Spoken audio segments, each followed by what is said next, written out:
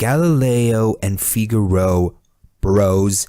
It's Kung Fu Friday. We are Hidden Shadows of the Secret Chamber. Hi, it's your favorite guy, Alex, one of the hosts. I'm bringing you guys our Queen review. Today, Nikansi was probably on his 4th week of being terminally ill. That's a joke. He just won't sleep, and therefore he won't ever get over his cold.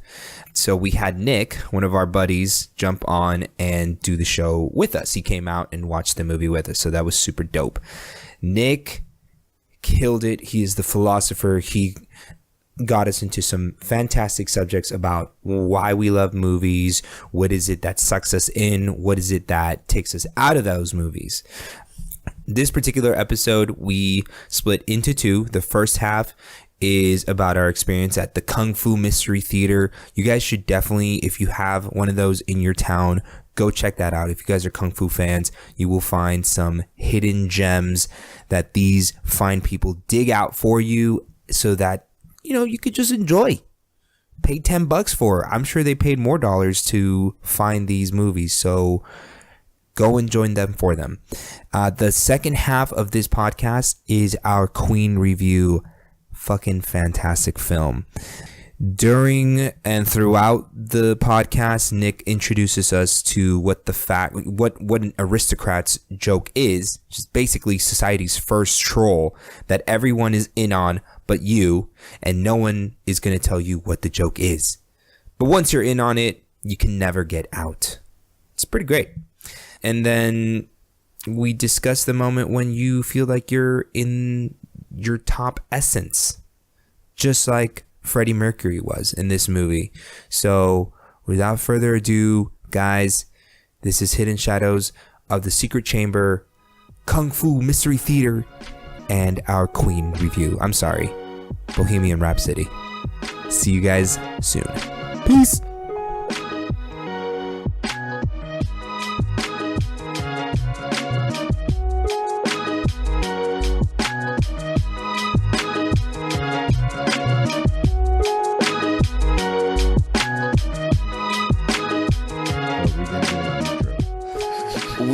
Nobody even knows what we're talking about. Okay, let's... Yeah. That's a good point. Yeah. Edit here, Alex. But it could be a mystery. Okay, I'm going to let you get us started here. All right. So today, I can't read.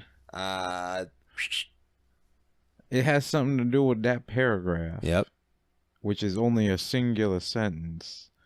Why does he sound like that? Because I can do a couple of different voices. Okay. It's from couple of different dialects. It's pretty great. He is also... I actually am nurturing this particular accent in him by like this ability to just have different characters ready at any time. Oh, that's good. Okay. Because you don't know when you're going to need to be a little extra, and you don't know which extra direction you want to go into. You want to have a few channels open. Yeah. Welcome to Hidden Shadows. Oh, sorry. Go ahead. See, because if I had just led into it, it wouldn't have worked the same. Yeah. Okay, but now I'm actually going to lead into it. So, welcome to Hidden Shadows of the Secret Chamber. We are a movie podcast, and we are your source for your heavy and light nerd needs. We'll tell you what you should be watching, as well as other dope medias for the nerd soul. That's the Weeb Boy. Hi. This is Alex. Very obviously posing as a functioning member of society. I am the gaming guru.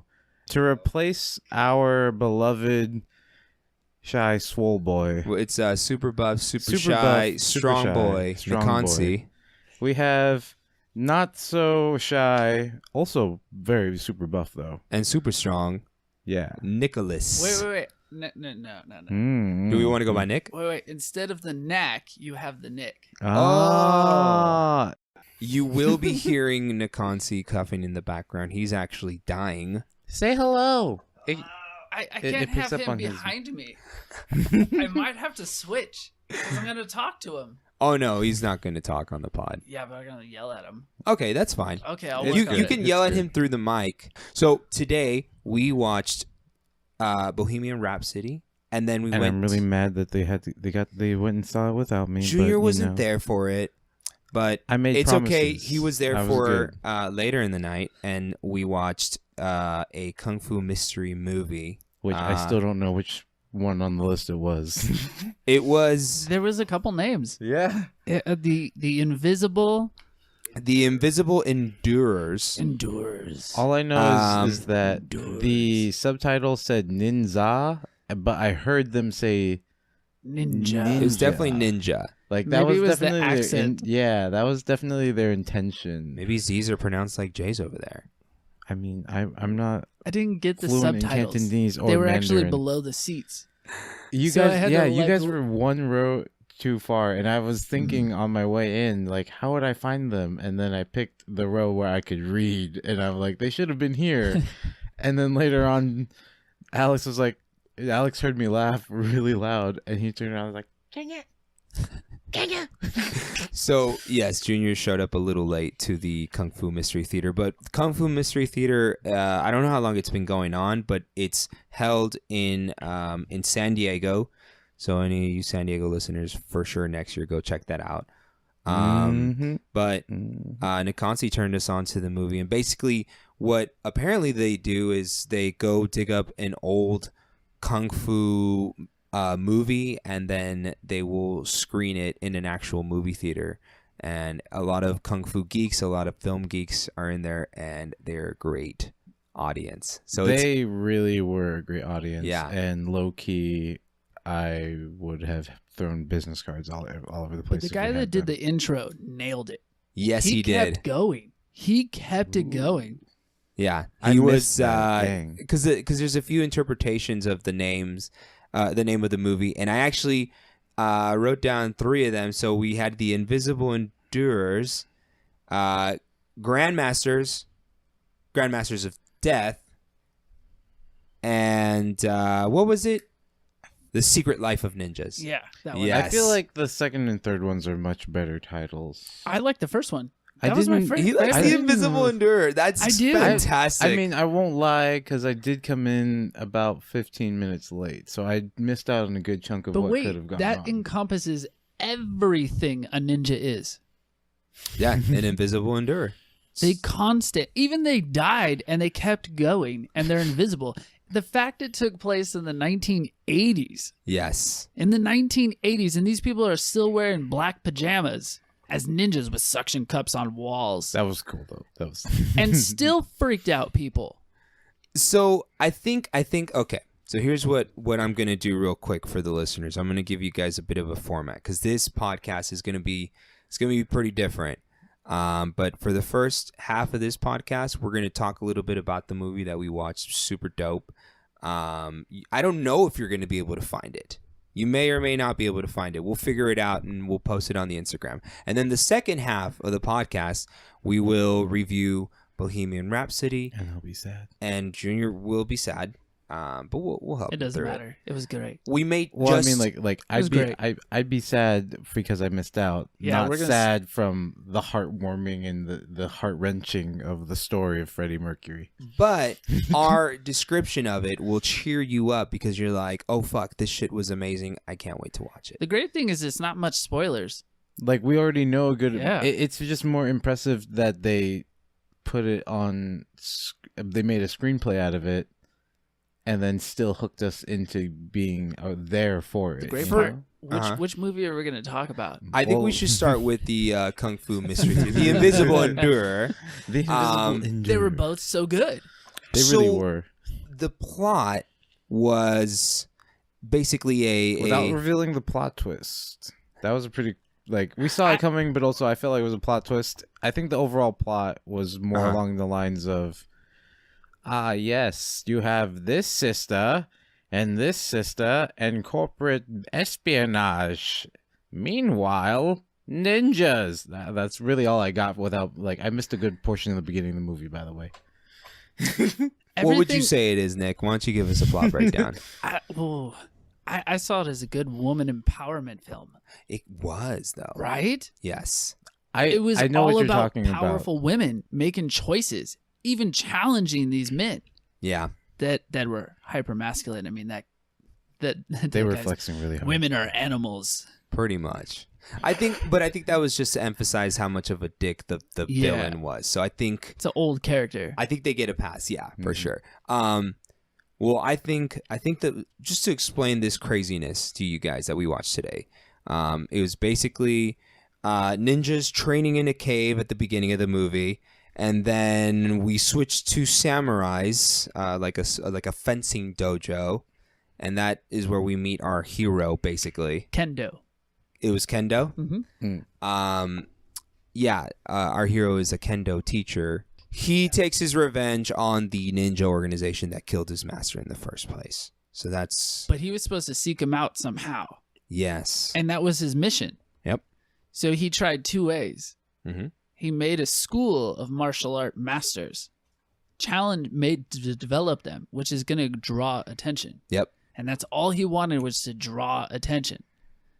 He knew who that woman was when she walked into that dojo. You really think so? I do. That's why he kept her around. The first woman. It was the sister. It was the younger sister. Yeah, the younger sister. Okay. Well, like okay. I said, there was a good portion that I was like, I have no idea what is going on. I don't but know I'm if you guys enjoying it. caught it though. So he said you have your left and right down, but you don't have your first, second, and third. When he got challenged by The girl. our heroine. Yeah. Okay. I did catch that. I got to set the scene up more. I got this. Okay, go for it. So as she challenged him, which is a classic duel in martial arts, Right. you just come in and challenge the master. Master's supposed to accept. It's honorable, which is funny because it's Chinese. And they were studying a Japanese art, which is even more to draw the ninjas in. Right. So she challenges him because he says, no, it's not going to happen. So she just pulls the kendo sword out and starts trying to beat him. Right. And she loses. She gets beat. But he explains how good she did about certain ranges, left and right, but not your 1, 2, and 3. And if you watch the choreography, he beats her on all 3 of those levels. Whoa. That is attention to detail right there. I like that. That's yeah, dope. because he goes 1 to the head, 1 to the body. That was when he goes, whack. One to the body. Yeah. He stops at the head, comes down underneath, wraps into the belly button, stops right there, then comes back around for the back. I like that. I like that they actually use martial arts principle to like drive the plot. This is where my like Kind of a Masashi thing. this is where Sort of. It's where a my bit- like I know enough to get what was being spoken, but I don't know all the depths because I knew left to right. I'm like, oh, that was actually pretty obvious, just from how many films we've watched and how we've talked about this. But then I was like, what the heck could 1, 2, 3 mean? What is this? So, Guys, this is why you Is that watch the zone? kind of. This is exactly why you watch martial arts movies with your friends who are kung fu instructors, because you will get this shit on a whole nother level. Okay, I'm gonna wrap up the plot real quick so that the listeners get an idea. Basically, the girl who challenged our main character is part of a family business that's very successful, but the brother-in-law is trying to, shove them out of the picture, and he, there's a ninja organization starting to kill off the employees of the business, and it's kind of making it look like they're making it look like the brother-in-law is doing it. He's just a greedy villain. He's not the true villain here. But they are trying to make it seem like he did it to kind of, as the viewer, maybe kind of make us think that it is in fact him. But then they made him the villain. He was the villain. yeah. Even the ninjas had a certain amount of sympathy. But then they take away that confusion by having the ninjas take an attempt, try to make a kill attempt on him. So, I think that's good enough. yeah, I think that's good. So that's kind of the Because feel that anymore you is get. kind of more like you should just go watch it. This movie actually had a really interesting plot. I think the You one just driving thing is that the kendo teacher ends up trying to help the sister because they fall in love. So that's kind of nice. Anyways, What were you gonna say, Nick? Yeah, No, what were you gonna say? That's funny. Yeah, No, she falls in love. They just start a relationship.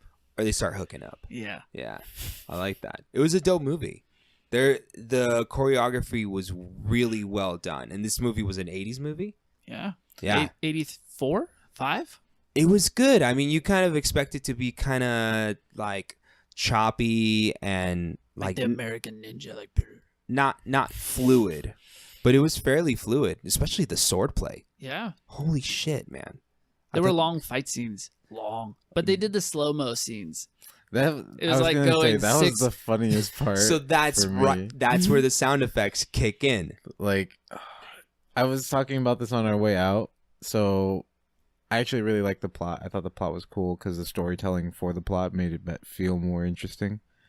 And then I haven't admittedly studied a lot of older films, but I like the lighting and design choices and the sets that we got to see. As far as lighting goes, it was really like, it was honestly bright for a lot of it. Like, it might have been our positioning in the theater, but even the dark scenes, I could still make out the forms correctly of like bodies flying around. It was Yeah, on there an was- 8mm though. There was a Right? fight scene in the dark too, and they did a real good job of. It was really cool. There were some parts where you couldn't see shit, and you're just like, I think there's a sword being swung, and I think he's dodging it. But I've noticed those sound effects. Yeah. Yeah. It was like they added the sounds to everything, but it was fantastic because it was like, okay, that makes it even better. You Yeah. could still kind of see it, but you definitely appreciate the kendo teacher's ability to fight in the dark. You're like, oh damn, this guy's good. The other thing I was talking about on our way out of the theater was the soundtrack for this movie I honestly loved it. I loved the 80s soundtrack. I had a lot of fun. And then about halfway through the movie, the soundtrack doesn't exist because we had so many sound effects. And that had its own rhythm. I didn't to notice it. that. I think the movie. I didn't even hear one song. You didn't? I can't even There play was- one song back in my head that I heard. It was just your. But I did come from watching Bohemian Rhapsody, so I was Maybe you still were just playing still that in my stuck. You kind of were, right? No, but you just get your like your typical like violins and tension building kind of Yeah, tracks. but this had more Yeah. synth like 80s Yeah, kind of it's disco stuff but it- going on. That's why I was interested in it. I was like, this That's why is going to be fun. So it was epic. Yeah, exactly. Max said they had a high budget, and you can tell. This was definitely probably a high budget like 80s movie. Yeah, I mean, 'Cause- let's be honest. They probably just cut and doubled up on the film for those shots for the slow mos to get that old slow mo effect. well, I they Let's wouldn't talk even about, know like, how the- that would Yeah. yeah. It's been too long since I've looked into it. Well, let's talk about the speaking of like the high budget. Let's talk about like how good the wire work was. Did you see a wire? I didn't, I didn't either. but they did it in a way that really you weren't thinking of a dude on a wire. I mean, you are now, obviously, until but it was the end of smooth. the It was I know this smooth. sounds weird, but everything they did with the ninjas and their powers Yeah, was all from. It was well researched. It was They had folklore in Really? there, and what a ninja would do, and how. It was fascinating because in my head it was probably the best depiction of what I've always imagined a ninja would have. The amount of tools they had and showed that to the common person they would look like they're doing crazy things, right. but that was the whole point. Yeah, The whole point was to be crazy because people would be like, what the fuck is this guy doing? right. And it's not the same. So most martial arts you would fight the same, but then you had these ninjas, and he did the monkey style at the end. That's what that was. And then if you think about it, the guy's face goes, he's like, what do I do? Yeah, What do like I do? this I've is never seen it. intense. I mean, he loses in the end, but But you know what I liked about it is that they had the kendo teacher kind of switch to like really big finishing hits on the guy when he switched to the monkey style, because it kind of showed him his urgency of like, I got to end this quick because I'm going to get overwhelmed. I really got that sense. the invisible endure. Endure.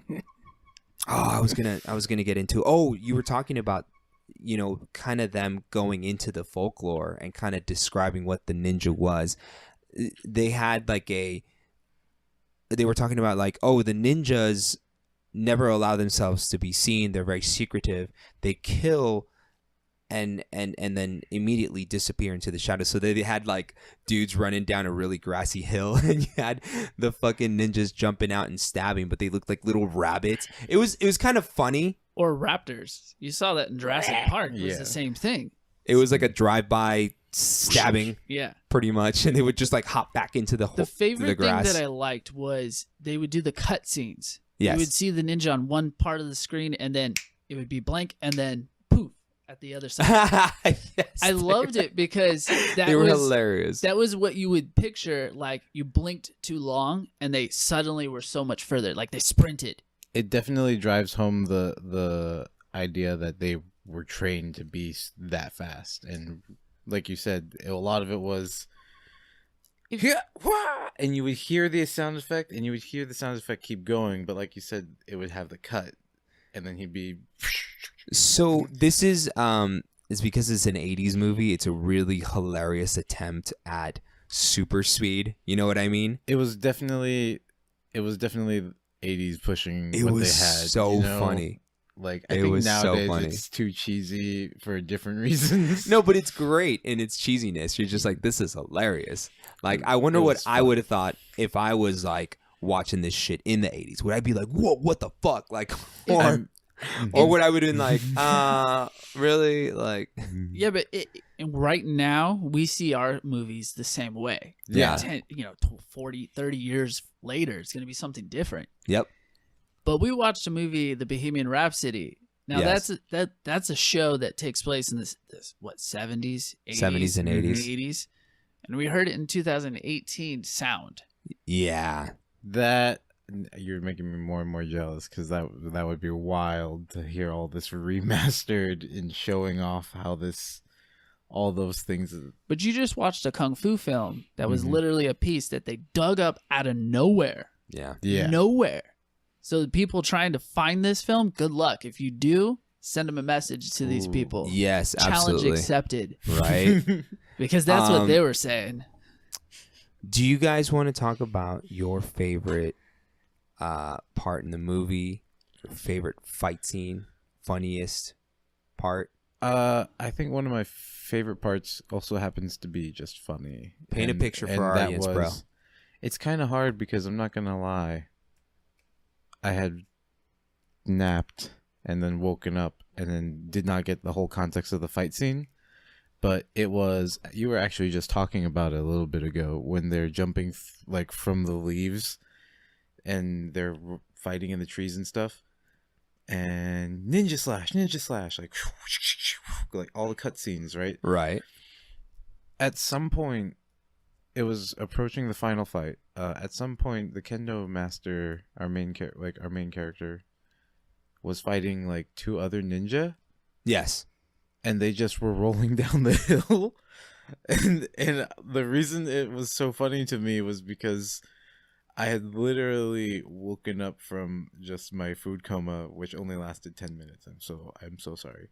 But waking up from the food coma, I was just like, where am I? And then I looked up and I'm like, oh yeah, I'm watching a movie. And then the first thing in my head was, they're tumbling for a long... I swear I've heard this soundbite the whole 10 minutes I was sleeping. So like, this is my favorite part, dude. This is hilarious. Like one of my favorite parts because you know how sometimes when in martial arts movies, like maybe the fighters will fall flat on the ground and they'll just kind of like do like a basic roll. mm-hmm.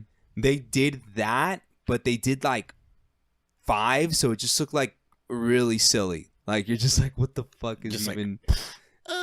Yeah, and they just like rolling like wee, and then oh yeah, we're fighting. I forgot this was really fun, so I got distracted.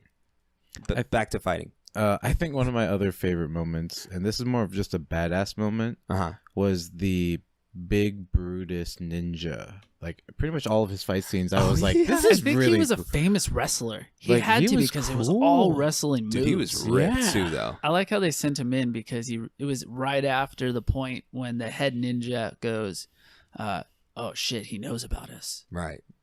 and then he sends that guy. Yeah. It's like they know, and it There's no- confuses everybody because they're like, "Is this guy a ninja? I don't know. He's not in pajamas. Yeah. He looks like he kind of looked like a sumo fighter more than anything. He just looked like a wrestler. Yeah. He had looked the like he had the spandex. If it were modern times, it would be The Rock. Yeah, For sure, WWF status. Yeah. Yeah. And he was just Oh, like, you just aged yourself. oh. Yes, I did. But like he definitely just showed up on screen, and I was like, "Oh shit, he's a bad guy," and then rips his clothes and like flexes, and I'm like, I like how "How's he supposed to win?" he didn't have intelligence. He was just a brute. Yeah. He had no intelligence. He even was like, blah, blah, blah, I'm going to smack my face. I'm so confused. It was like watching the Three Stooges. What's oh man, one of these chairs is really squeaky, and We I got have some the, squeaks. I have the ADD, the ADD leg movement. So, point being that, it's really weird because big people don't have intelligence is a really big stereotype in a lot of movies. Martial arts movies. Well, movies in general. Yeah, not just martial art, like in a lot of movies. And I'm not like sure where this came from. And then in my mind, no offense, but like there are I've personally known some big dummies, and then I'm like, maybe that's why it's part of a stereotype, is because everybody has met one at least. Well, it's kind of like it's like kind of the same concept as the pretty girl, right? With no intelligence. Yes, What- but what's, in I this was gonna case, say, but, what's your bit on but in this case, if it's a martial arts film, it? Mm-hmm. this guy was bred to take pain, to be strong, to Yeah. just lift and hit. He was bred to be an ox. He didn't have to rely True. on strategy. No, because he's a big guy. Yeah. He couldn't sneak around. Yeah. So what they did is they took someone, instead of killing him and throwing him away, they gave him a role. He wasn't out always. He was their enforcer that he sent out. Yeah. I've been doing a lot of writing. You asked, like, what's the best scene? Right. I can't even do that because I've been just doing so much writing. I've been focusing on the character development, each character. Mm-hmm. So I Right. took every single character of this film and I just kind of followed the path in the film Right. and put it together into one. So you can literally watch the whole film 6 different times because there are 6 different main characters. Right. Mm. The only tricky part is I still don't know who the lady was at the end. I You didn't? don't know Actually, who that was. That was the sister's older sister. Was it? I couldn't For tell. the plot twist, that was kind of the whole like. I did the bad thing. I did the bad thing. I was like, oh, she looks like everybody else. Oh no. But Dude, hey, also speaking of looks, dude, there was some like yeah. There was some Good-looking like women? 80s nudity in like I don't know why I think Chinese people like their film industry is like really prudish. Like they don't I don't know why. I'm like, no, they must not show any kind of nudity or anything that's even remotely pornographic, but they totally do all the time. But it always surprises me Subtleties. because you don't think of like Chinese people as The being invisible endure. you don't think of them as like overly sexual the way that like America is. So I don't know. It was definitely a surprise. I don't know. I think he sold that. What's that? I think he sold that. There were some very thin clothes over the top, and Sometimes the ninjas will the ninja women Use will their use their beauty. yeah, to kill their enemies. it's funny. Everybody She just laughed, flashes them. but everybody would laugh. But it actually makes sense. Yeah. It makes total sense in combat. Oh, dude, there was a straight sex scene where the girl was like scratching her nails into the dude's I back. think that was the older sister. That's You're why I was thinking right. because she did it on purpose. Did you see what she did? Yeah. So she, in order to get her victim, Uh-huh. okay, she allowed this guy to fuck her. Mhm. And as this is happening, she scratches his back and puts the poison in the scratch. Yeah. She sacrifices her own body in order to kill this guy. And as he's still dying, he's still inside her. She didn't even show her reaction. Creepy. But that's what they teach them. Yeah. That was But she role. wasn't a ninja, was she? No, but she knew was the ninja way twist. because she hired them, and she Yeah. was part of another ninja massacres thing. I don't even know. Yeah, What was the massacre? very There was last no bit. massacre. The very last bit, which we have zero context for, really, unless it was a part of the It was an series or aristocrats something. joke. It is.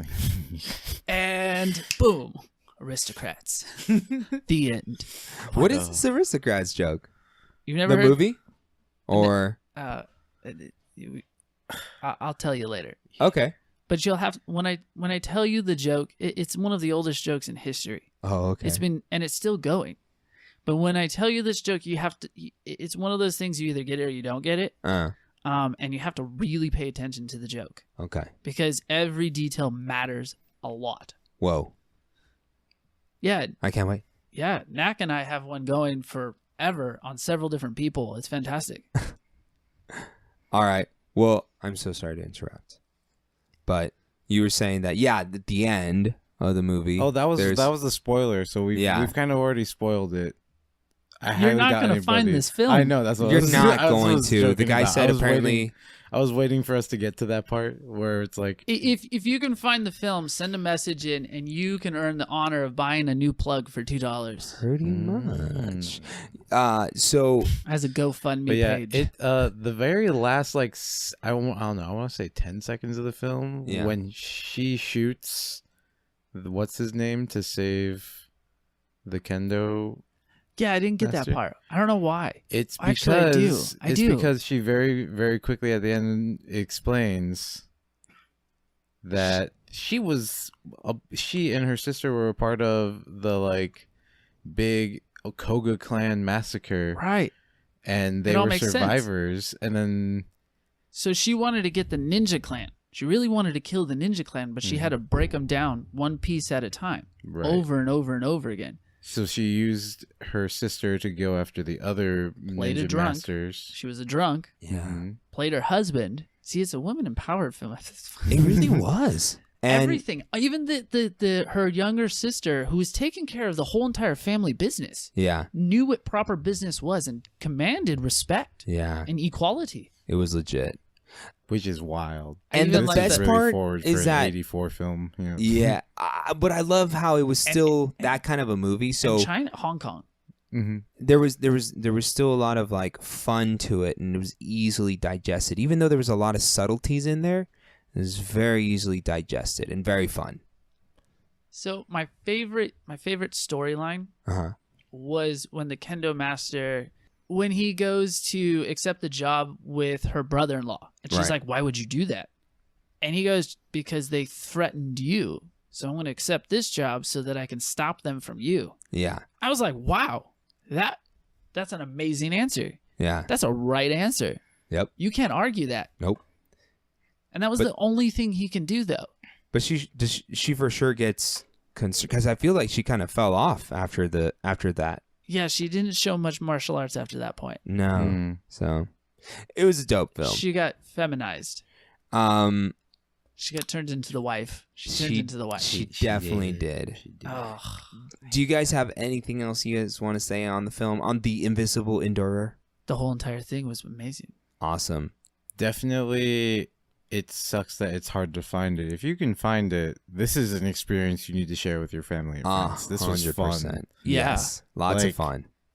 Just, even if it was meant to be taken a little more seriously, then we got to experience it. We got to experience it and had fun and still got all of this rich storytelling out of it, you know? I have to make it a confession. Mm-hmm. I've been studying martial arts for so long, you see the real side and the stories that get depicted. So when I watch kung fu films, usually I'm like, meh. Ugh. That's very much an over-exaggeration. Because you know the real, you know where it comes from and how much work it takes to do a lot of their training that they're trying to show. Right. And I understand the story, but I've lived the life. Right. So it's hard to watch. You get taken out of the film. And then you're like, no, the hardest part is going, a ninja would never do that. Ugh. It's so hard to watch. That makes no sense. Ugh.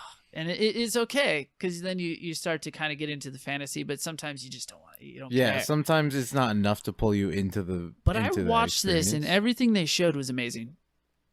That's actually a really good tell because like it had a good plot. I liked everything about it. It's good. I would love to see it again. Yeah, I would definitely want to see it again. I know you talked about working on your writing before, but I didn't know how much you had been doing, and like.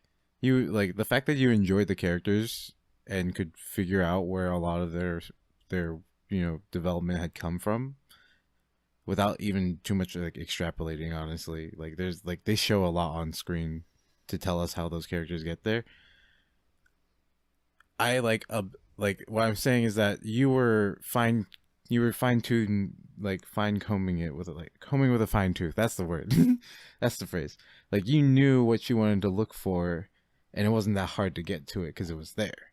Yeah. You know, like with the sound and the lighting, I was just like it sets a different mood. I can tell. That's why I spend my time with us on the podcast, like really like paying attention to a little more than they are, but still not letting it like take me out of the experience. Was again like the lighting choices and the overall soundtrack. It does set the mood for us to take it seriously a lot of the time, which was, and then also like I was saying, like some of that 80s synth was like easy for me to have fun. Hold on 1 second, pause for a sec. What do you use to draw yourself into a movie, Alex? You can't no, see it's my okay. finger. For me, it's very much about the plot and the motive behind what a character is doing. If I can believe the motive behind it, then I'm sold. Hold on. Yes. So all I asked was what you draw from. Yeah. I draw from perspective. Okay. I always take every character and I draw the perspective. Now you say motive, but then you put it into a good or bad. Right.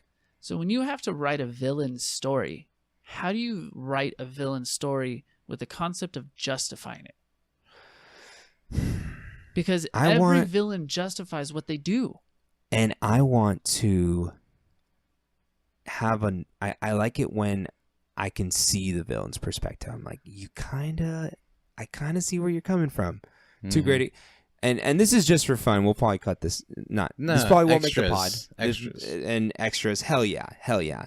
But Thanos, right? Thanos is a great example of that because you kind of like see why he would completely eliminate half of a planet's population, and the population of the entire universe. Yeah, but it's expected now. It's expected to give a villain perspective. Right. It is part of the story play. It's part of the push to give the voices to everybody. Right. I mean, Thanos was talking. He committed genocide. Right. But yet people had a tear for him because of how they showed him. Yeah, it was how he was shown, and because of the way that they had shown it, you are more interpretive to relating to like, oh, you've been in a situation where. Well, let me put it this way: how can I sell him as a hero? What audience would take him as a hero, and how can I depict it enough to get that audience to do that? Because this is where I don't like films, and it turns me off. Right. Is when I hit the point of stereotype. Yes. And it always happens. It's okay. It's part of writing. There's formulas.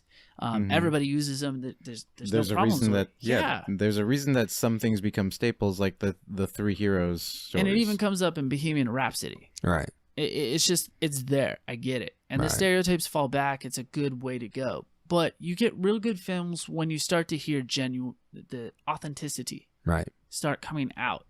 And that's when you get a good art piece. Right. I know the guy said that the director was a well-known director, but this film's not well-known. Yeah. To me, it seemed like this was his art piece. It was so well put together. I would be curious to see if you wrote it or just directed it. Should definitely look into that.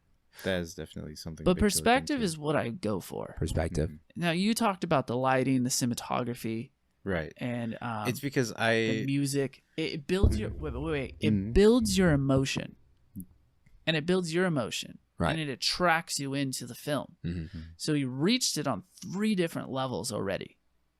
This film, yeah. director. Yeah. Yeah. It's and super dope. like I was saying, and again, part of the reason that having more people come by the pod is we do get stuck into like we are all agreeing on things that we liked here. Yeah. Well, at least this time we had 3 Yeah. different perspectives. Yeah. For sure, if you guys are, like I said, if you guys are San Diegans, go down to this theater. We're going to put up all the information on the Instagram, on the Facebook, and we'll announce it next year when we're going to go. Go to Kung Fu Mystery Theater. Catch as many films as Yeah. you can. You're for sure- It's a yeah. week-long thing, isn't it? I don't even care. It was just amazing. It was amazing to walk in there and go a celebration of the Kung Fu film, but not only that, the Asian culture. Yeah. And it was really amazing to be able to hear that and the encouragement behind it. But as everything was, I was like, is this once a month? Mhm. How did Yeah. I not hear about this? Right. How do I not know? Even though Nax told me nonstop, but I was like, wow, why are more people not here? Yeah. This is amazing. Definitely go. It And was if you an have event, any yeah. friends that are into Kung Fu films, like, take them with you. Like, this should be a tradition, and it should be kept going. So, hell yeah. I think we can move on to Bohemian Rhapsody. No, we can't, because then I can't participate. Oh, You can't do it sorry, bro. because you'll just find your way in because it was such it was so hard to even follow up with that. What's your overall impression? Overall impression. It was enlightening.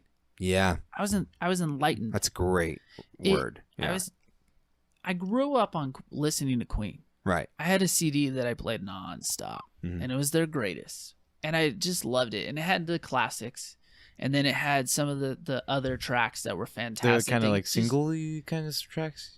just off album Oh, okay. or off track, Mhm. like the other ones Right. that were singles but never made movies or game shows or anything. Right. It wasn't cliche or stereotype. Yeah. And then the words meant something to me, but some of them were hard to understand. And Before the movie. yeah, before the movie, and I didn't understand them. Yeah. It was literally gibberish. Yeah. I'm like, why does he do it? But no matter how he does it, he sells it. It's almost like an aristocrat's joke. And I'm sitting there, I'm like, wow, this is amazing. And he puts it together so well with how his art goes and the Right. passion. And I heard that, and I never really understood that as a kid. But you just knew there was passion. There was something special about it. Right. Mm. And it was a weird topic. It was kind of just a weird talk. Queen was a weird topic around my household. It was accepted, but it wasn't. Oh, okay. I think Yeah. in that sense, I mean, you were growing up, and So the crazy part, Queen- watch. If I said, let's put on a Queen CD, my family would say, oh, I don't want to listen to that. But as soon as it comes on the stereo, turn it up. We're Right. going to rock out to it. Mm. That's interesting. Yeah, it's stupid. So, okay. It's fucking stupid. But, okay, so now, how do you see Queen after watching this movie? The lyrics make sense. Yeah. It gives me a better idea. I mean, I knew about his, not really about his life, but just like what I've heard. Right. You heard he Mhm. was like kind of controversial, I've right? seen- He was bisexual. Yeah. He was flamboyant. Well, I knew him as homosexual, just homosexual. Oh. Yeah. And I then, knew he was bi, but and I knew he died from AIDS. right. Mhm. And I knew he died younger. Mm-hmm. And it was amazing. Yes. Amazing. And he wasn't really out about it, but once he eventually got AIDS, it just became obvious. But no one, he was like never public, like he said, I am gay. Like Elton John, not until the point he said it. Yeah. Right. People denied it to that point. Yeah. And He didn't really hide it, but he just like didn't. right, he just finally said, you know what? Fuck it, I'm gonna do it. Yeah. So it was enlightening to hear and them show the backstory. Yes. Even though it's got to sell a story, Mm-hmm. it really showed the point of why the lyrics meant what they meant. Yeah. Like I didn't know they were rebels. They didn't know- honored the songs. Yeah. Yeah. And how much passion the whole group came together as Yes. Queen. Because to be honest, I didn't even know Freddie Mercury was the lead singer of Queen. Really? Yeah. You just knew the name Freddie Mercury. No. Mercury. Was I had associated to with- learn it. Mm. I had to learn that that's who that was. And then I saw like a concert of his. I think it was the Live Aid one. Right. And I was like, that's him. And then I kept seeing it and kept seeing it Mhm. and kept seeing it. And I was like, oh, this guy is special. Yeah.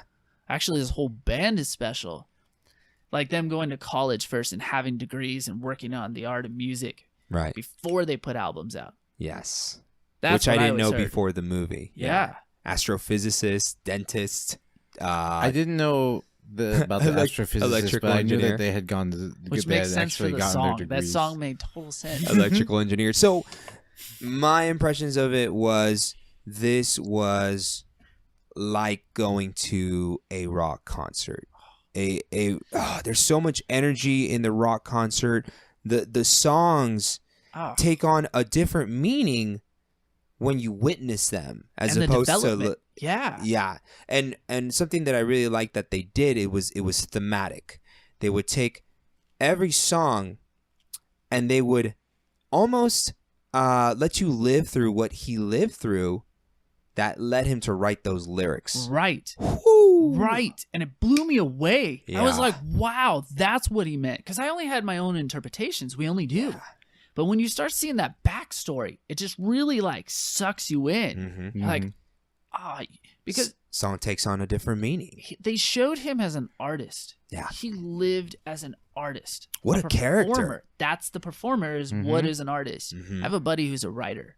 He's Yeah. a professional writer, Uh-huh. comedian, professor of writing, Mm-hmm. dope. creative writing. Yeah. That's dope. And one of the things he kind of always talked about was, let's see, now I lost my train of thought.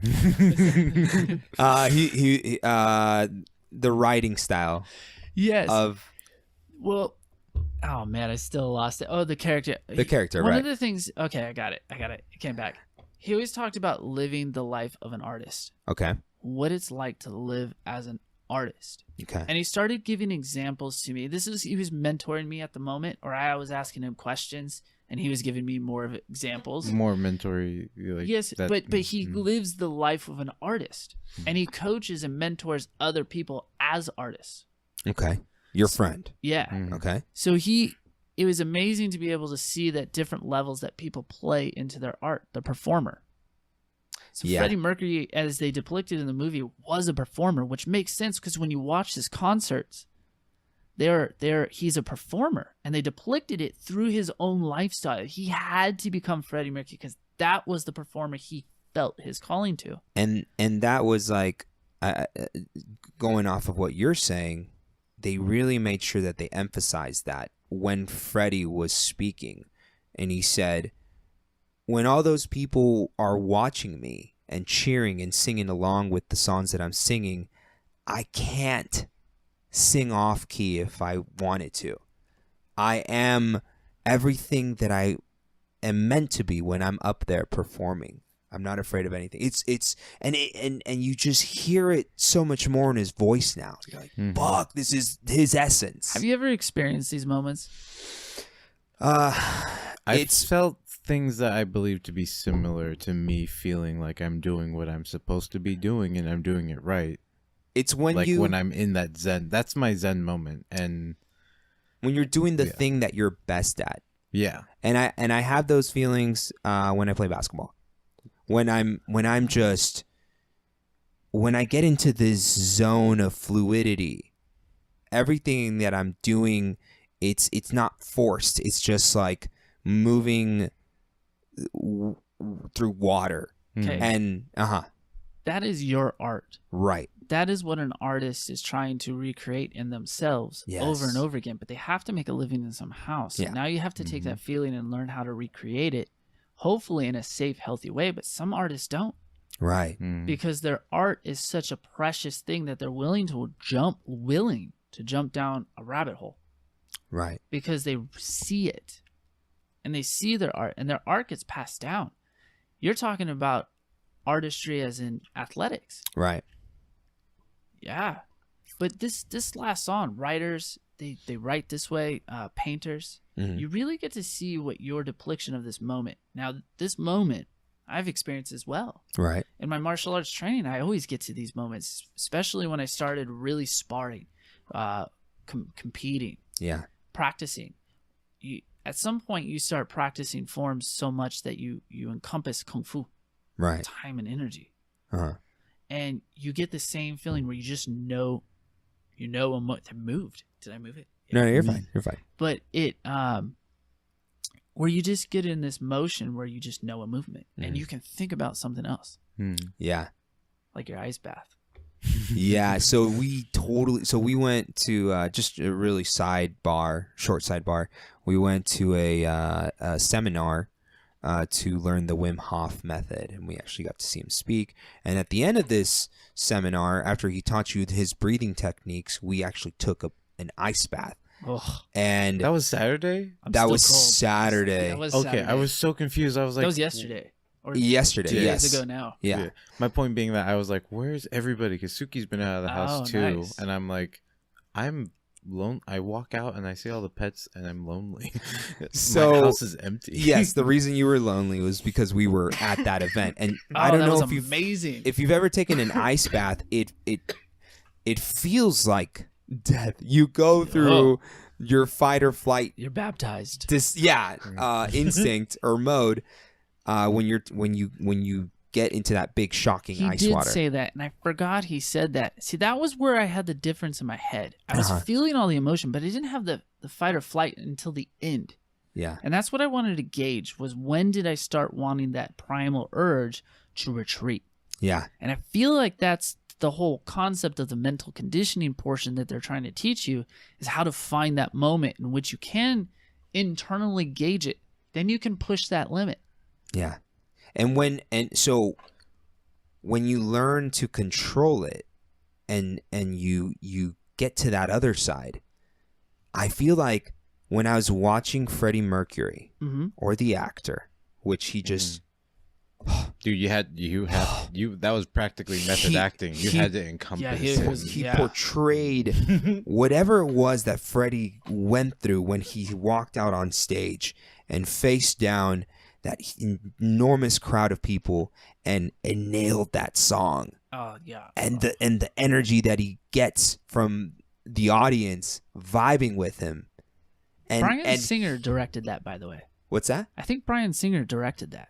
What else has he directed? I don't know about He it. did the X-Men First Class. That's what I was gonna ask you. Like, That's the- that sounds really. No, he didn't do familiar. First Class. He did, I think, the original. I don't remember. He did one It of sounds them. really familiar. And I think he like- did Superman Returns, which Okay. is one of the best Supermans, right? Well, he did a phenomenal job of making you feel the energy. Right. And you know how when I don't know how people feel about musicals, but sometimes this wasn't you know what? People always put him down, but that's the artistry. exactly. Sometimes art is niche work. It's not meant for your demographic, but this film is meant for everybody. So let's talk about Kind of like Walk the Line. the norm for the normal people. When you see musicals, after like maybe the fourth or fifth song, you're just like, oh, here we go. Like, let's just get through this so we can get to the plot part. Like, keep the movie moving along. But in this case, it didn't feel like that. You were just like, you were hearing the song or they were performing it, and you were like, it was a show for you. I got my favorite line of the whole story. Everything. There's one of my favorite lines. Yeah. First, what was yours? What was my favorite line? Yeah, just out of curiosity. I think that was it. I think it was the when I'm out there, I am everything I was ever meant to be. Right. I'm not afraid of anything out there. I caught the part where he's talking to Mary, Mm-hmm. his wife, Right. or ex-wife, Fiance. ex-girlfriend, Ex-fiance. ex-fiance, Mhm. who were best friends. They Right. were absolute best friends. But he goes, she's like, "What are you up to?" She's like, "I'm just trying to numb the in-between points." Right. And he's talking about his life and how his life is actually not living human. Mhm. This is human. His life is on stage. Yeah. They were emphasizing him and him living on stage, that he drew that. And he even said that they're like, in the beginning of the film, he goes, do you play the bass? He's like, no. Good. All right. Yeah. I only perform. Yep. But he talked about the in-betweens and why he had so much torment in between. And I've been there. Yeah. People have been there. They hit to that point where you just feel alone. And they really showed that him feeling alone inside of his head, stuck in his head. And he doesn't stop. Yeah. His family kept him on track. He doesn't stop thinking. Yeah. And it's hard for him. It's those times in your life when there's that one part of it that's holding you together, and everything else that is before it and after it is just the moment building up, or just the moment that you're waiting to end so that you can get back to that thing that's kind of still holding you together. And that's what Freddie Mercury was going through. Let's talk about Rami Malek, the guy who played Freddie Mercury. Gotcha. Holy shit, man. I feel like this guy's going to be one of those iconic characters, the Freddie Mercury. He's going to be up there with like the Joker and Jack Sparrow. Hold on. Maybe. But what else did he play in? I don't recognize the name. I know I'm for sure horrible it at was this in game. Mr. Robot. He's on the show Mr. Robot. See, I And never other saw than- Mr. Robot. Yeah, see, other than that, I actually don't know enough. So I didn't Yeah. even see the actor. I couldn't even tell you what he really looked like. All I saw was Freddie Mercury. I'll show Which, you by right the now. way, is a real testament to both costume, him, and this, Yeah. like costume, makeup, couldn't tell. and him, that he embodied The first guy. Freddie Mercury. you Which know? makes sense, but if I saw him in another film, I wouldn't typecast him. No, Mm. you wouldn't. He became No. Freddie Yeah. Mercury. He did a yeah. good job. I believe became really him. specifically that in an interview he talked about how Freddie Mercury actually had like double like fangs on top and bottom or something like that on both sides of his mouth, Mhm. and he had to wear falsies. They say that in there. the film. They talk about it. Oh, okay. Yeah, they ask, "Why haven't you fixed your teeth?" He's like, Mhm. I live in London or in Britain. Mhm. I wanted to stand out." So he's Yeah. very Yeah. witty and catty. He has good comebacks. Yeah. Oh, great comebacks. How much did you like when he first met Mary? He Oh, I was loved it. staring her down. Okay, wait. He made a choice. He went back. He made the choice to go back. And he gave a good answer. I think it was the most genuine answer he could possibly give, because he liked her. Yeah. He liked her. He loved her from first sight. Yep. And she was like, "You're creeping me out." And he walked away, and then he's like, "No, I gotta go back. Say something. I like your jacket." I like your coat. Yeah. And it was such a smooth Wait. line. It Yeah. was. Please finish. She gave him where she worked. Mm-hmm. Her friend did. Yeah. And he showed up at her work. Is that creeping? Yeah. That's pretty bad. But that was considered Mhm. romantic back in the day. But she fucking nailed it, because she was like, "Oh, you want to try on women's clothes? Yeah. I'm cool with that. Let me help you." Yep. It's hilarious. Back to the moment where he met Mary and made that decision to talk to her. I think that was like giving the audience an idea of, this is who Freddie Mercury is. He isn't your stereotypical character who backs down at a challenge. In fact, he dives in head first and nails it. Every time. Nails it. Every time. Yeah. He's great. Rami did a great job. Makes me wonder how close they were to the accurate, because we really don't know. Yeah. But there are people like that. There are people that will take that concept and just dive into whatever it is and embody it and turn it harder. You know, one of the things I liked in particular about his fashion, I was trying to think of it from a psychological point of view. Right. You know how people always say, "Well, I can hide a disformity." So if people are constantly yelling about his teeth, Mhm. and all of a sudden he is, and now he's wearing flamboyant clothes. Yeah. So now it's more about his clothes than his teeth, Yeah. which has probably been a lifelong thing. Then he starts going with antics, and then he starts finding other ways. Just such an interesting man.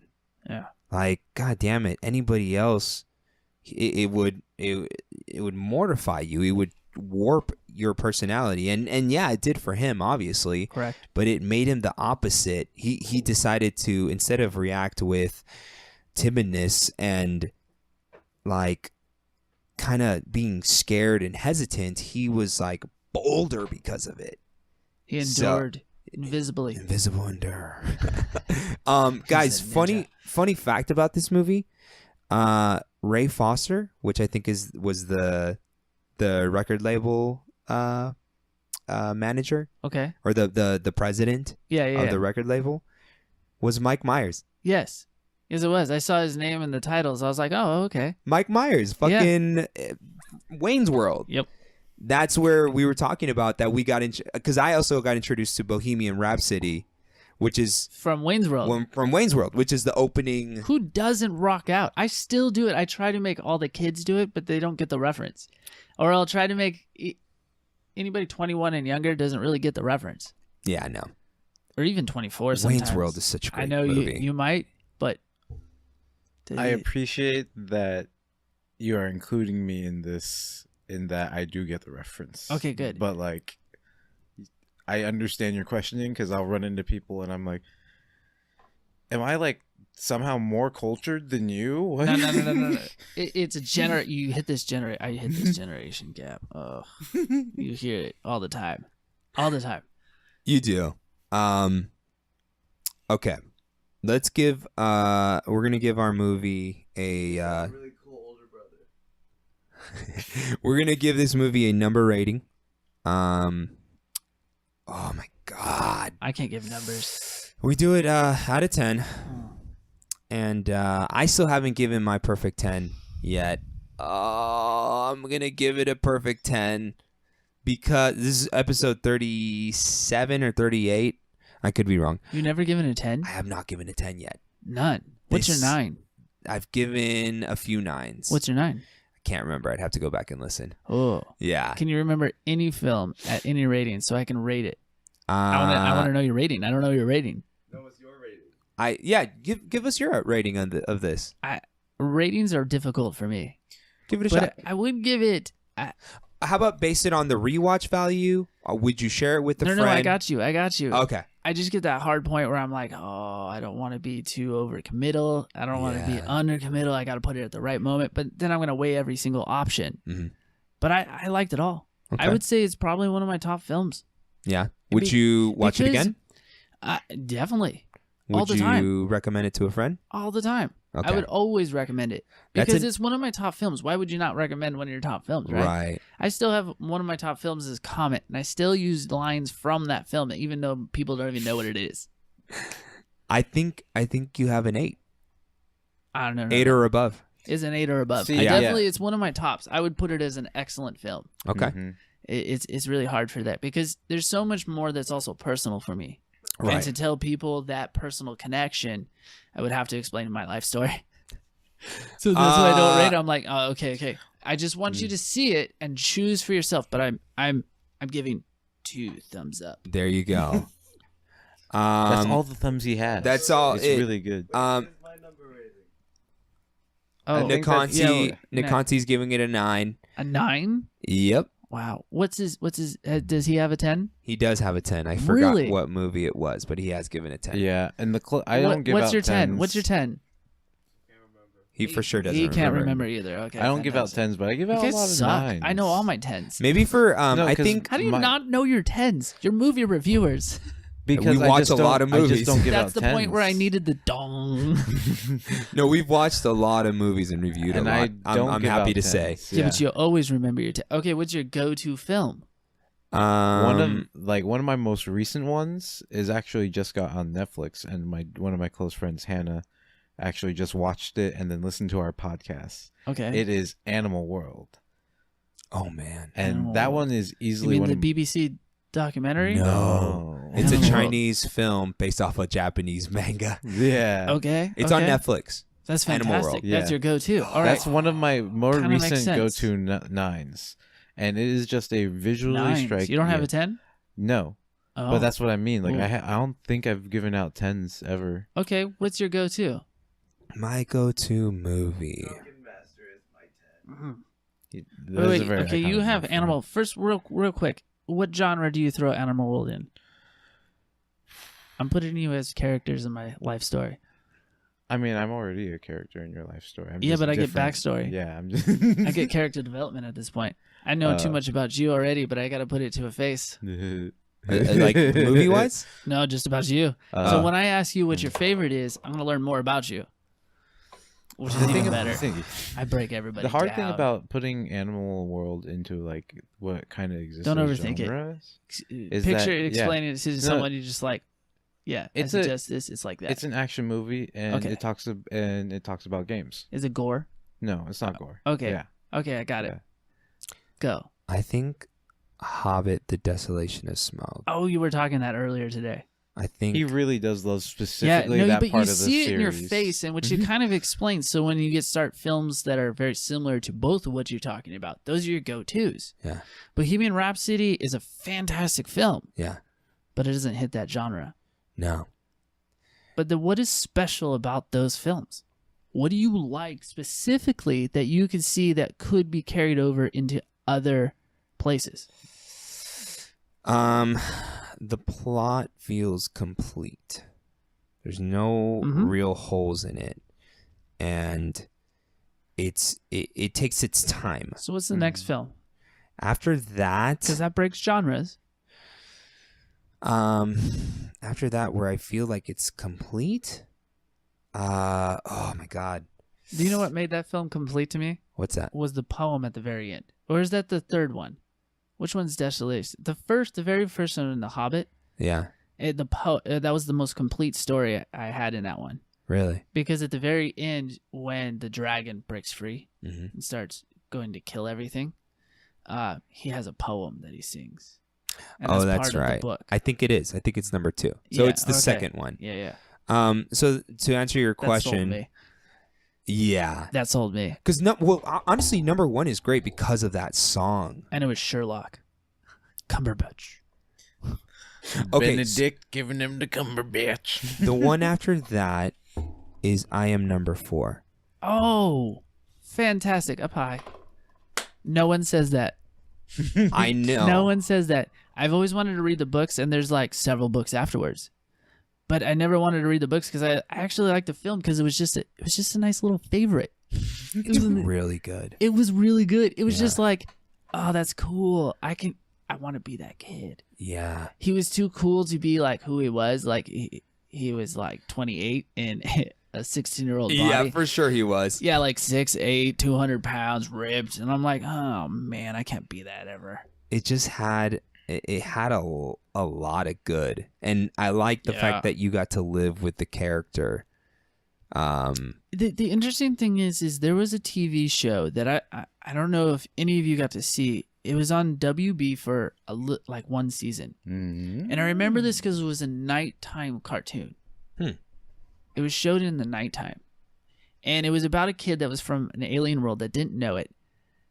That got sent to Earth with his dad and with a guardian. His dad dies and his guardian has to take over as father. But the kid doesn't know that he is a king or a prince. Whoa. And so he gets a glove or a magic thing that the glove actually starts showing him that his dad's really alive, and he got to go look for his dad. Oh my God, what is this? I don't remember the Sounds show, so but familiar. it was very similar. Yeah, it was very familiar, and I liked it because it was also kind of had that Native American, That's dope. Indian type of feel. They were like in the desert Navajo. They need to do more stuff like that. Yeah. Yeah. Well, 'Cause that's a good storyline. I like Native American lore. It's kind of King Arthur. Oh, is it? In this case, yeah. If you think about that, well, that's the story. Yeah. He gets You a just- gauntlet. It could have been a goblet.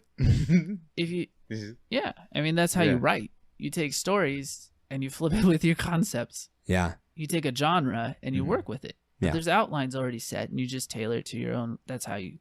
You That's figure where out you the get fine tuning. inspirations.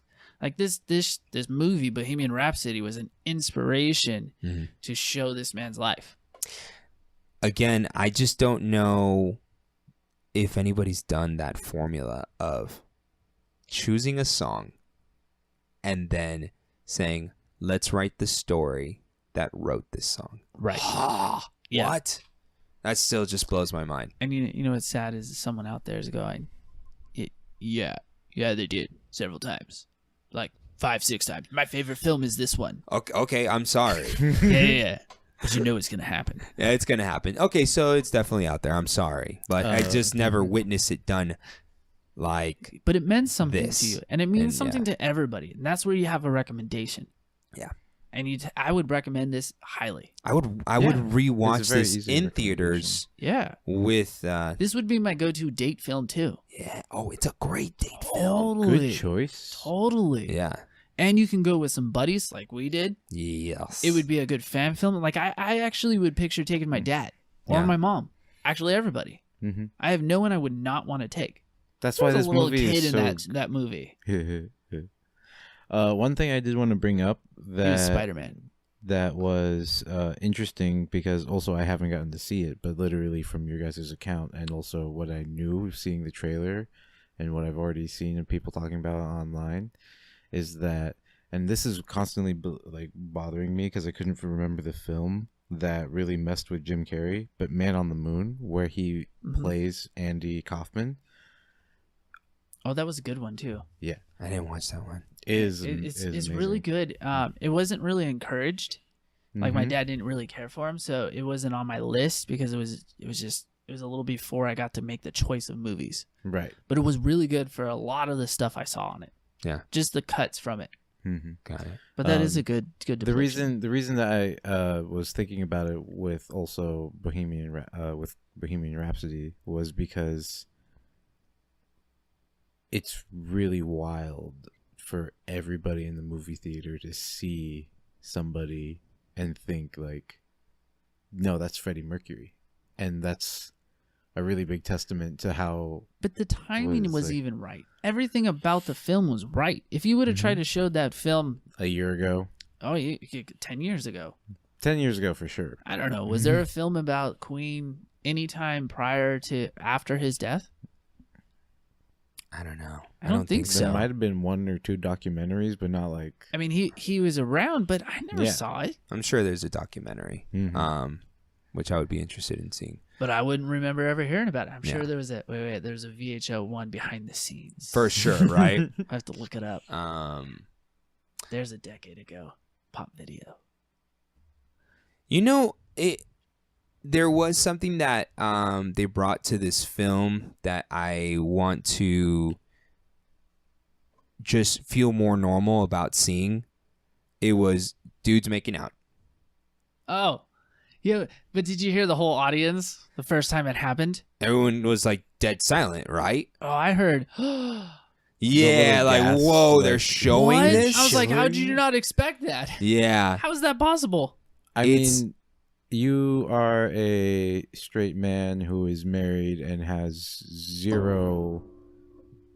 That wasn't me. Just so you know. yeah. That was Who bad has timing. zero, That's horrible like, for the listeners. like You shouldn't do it's- that. Yeah, I'm so sorry. I'm so Yeah, sorry. you've done it like 6 times over there. Oh, did I yeah, just yeah, say? I was. This is probably a bad spot for you. Like they're showing it. you were saying that and- I'm a straight man and Yeah, married. you're a straight man I and was you're like, I'm married. not married. Yeah. And so while you can understand the like kind of romancing and the reasoning behind like that attraction to it, Mhm. As a date movie, or are you talking about? What do you mean? no, He wasn't there. I'm talking about how like you can understand that Oh, the guy's scene kissing. that's going The guy's kissing. the scene that's going on Yeah. while it's not for you. Did he get offended? No, I didn't. Yeah, that's what that's what I'm trying to say. No, like, but you do weren't you think offended. people in the audience really got offended? I didn't think anybody in that audience. You can't not like Queen and understand that lifestyle. I mean, he wasn't. I feel like people knew. I think everybody who went to go watch this movie is a Freddie Mercury fan. Yeah, Like, everybody's a secret Queen fan, yeah. which is funny because I feel like in his grave, his like that's an aristocrat's joke. at the end of this podcast, It's funny because you don't get it yet. I'm gonna have. but when you get it, you're gonna understand. I'm gonna have Nick explain this. No, but He can't explain it on pod. That's I am explaining We'll it. see. I'm explaining it right now. You're not listening to every detail. It's okay. You'll get it. Okay. So I can't wait to be a guest one day. what I'm I'm gonna bring it back up. and understand what to do. what I'm basically saying is that I like the direction that we're going into. Is just more exposure to that kind of stuff. Yeah. normalizing is it is homosexual. part of what needs to happen because it's not weird. And I gotta be Or at least- real. yeah. I'm fighting You the guys urge. are real on this show. I like it. Yeah, I'm fighting the urge to cringe. Yes. Yeah. That's okay. My Yeah. natural reaction is to cringe, but I'm not doing it as much anymore. And I'm happy that it's getting to that point. Yeah, but you have the desire to not want to do it, Yeah, or not like not want to do it. It's along like I don't want to cringe. and It's because not a like you're bad like thing, right. It's fantastic. You have the but mental I feel capacity the social to pressures. recognize it. I felt them growing up. Mhm. It is around this age range that where we have to flip this gear. All Yeah. of a sudden like that, and it's not like we need a bunch of understanding. It just means I need time. Yeah, I need you time. need This time and was- exposure. I looked at it and I was like, this is beautiful. He is fighting. They showed him fighting the urge and trying to understand what was in him. I mean, Yeah. he even goes up to his fiance and he's like, I'm bisexual. And she's like, no, you're gay. And he's like, really? Yeah, right? Like And- he's but- just He fights She's- it. Like and- every time he's put in a situation where he could make that choice, he makes the other choice. dude, how much does that show the love or show of the love that was between Freddie and Mary? That was amazing. She's just like, the worst part about what you're telling me is that it's not even your fault. I can't blame you for this. I was Right. like, whoa, But- what understanding. But wait. How can she not know? She Their said, first technical date was trying on women's clothes. I mean, I understand this, but at some point you had blinders on. Woman, you had blinders on. for sure. she set them on herself. Now I understand you can hide it, but this guy's not hiding it. And I know I've had friends that this situation has happened, Right. but he was not hiding it. There was no hiding this aspect. Yeah. He was. Now- I mean, That's why I was like, Yeah. shocker. This is a shocker. I don't know why you're dealing. Why is this a shocker? I think it was more like she was telling herself no for so long. And But I think it was hidden more. the shock of her finally saying, yes, this is a fact. In the movie, it's a plot accelerant. Exactly. Yeah, in real life, it was probably more subtle, and it looked like he knew how to play that line. Yeah. And they didn't show that. They just kept showing it, the escalation. Yeah. So I like the direction that we're headed in Movie was good. as a society. I do. Yeah. Yeah. So Nerds. do we want to touch on anything else before we wrap this bad boy up? you have quite a bit of editing. I don't know how you're gonna edit some of it, but I- that's up to you. I to already decide. know what I has- was in store for. It has to be an hour. It not doesn't have necessarily, to, but no. that's why I'm saying like there's some places we can edit and figure that out. I'll be touching on it. Yeah.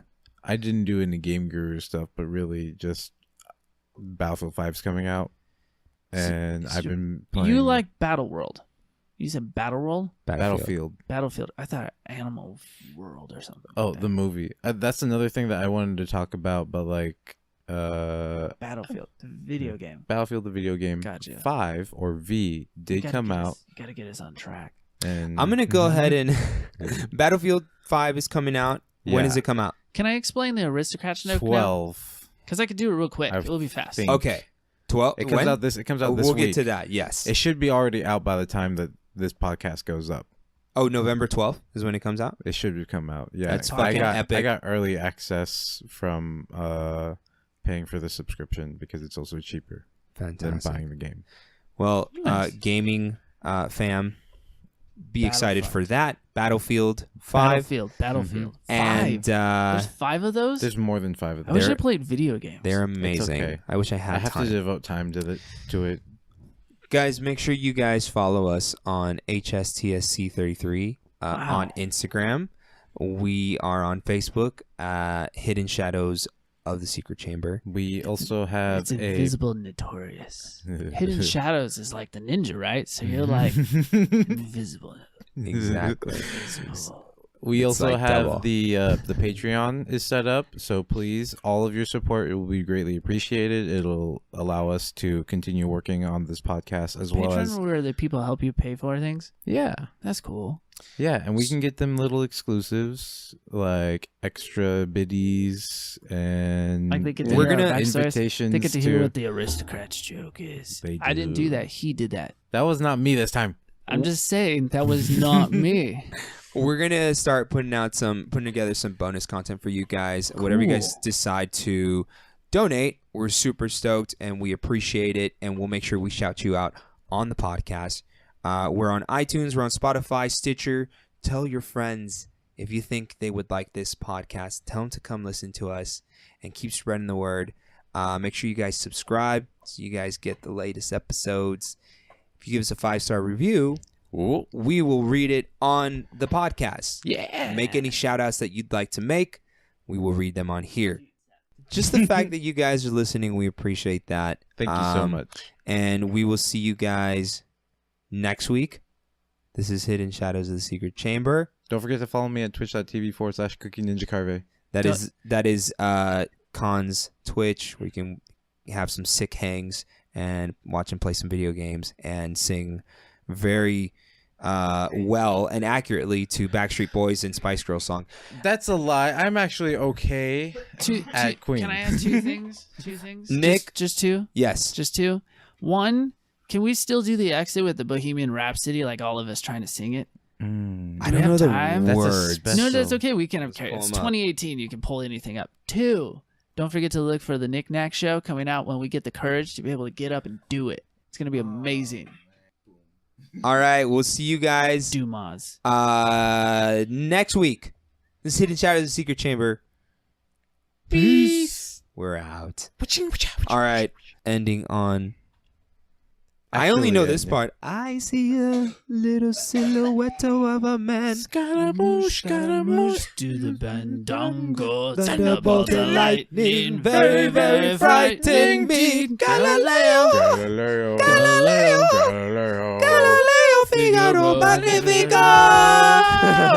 That's amazing. That's perfect. I can actually go from the beginning, but it's one of those songs where I always get it wrong.